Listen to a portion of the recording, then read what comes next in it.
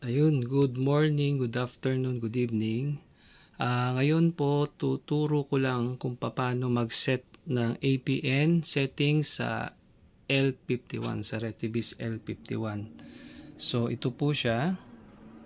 Ito po yung aking cable, DIY cable lang po yan. And then, para po ma-detect siya, ngayon hindi po siya detect, kailangan po natin i-on sa radyo yung kanyang settings. So punta lang po tayo sa local settings, then number, saglit lang po number, yan, about, tatakloban ko lang po yung information, yun. So kailangan po yung USB switch na yan naka-on. Ito lang po ang pag-on.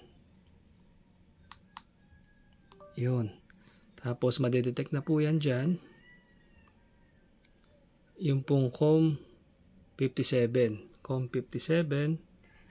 And then APN settings, check po natin.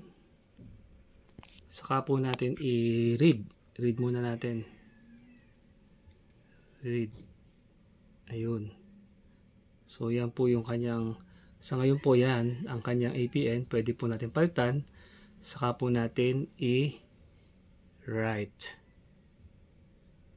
Ayun. Tapos magre-restart po yung radyo. Ayun. Okay na po yun pag na-restart. Salamat!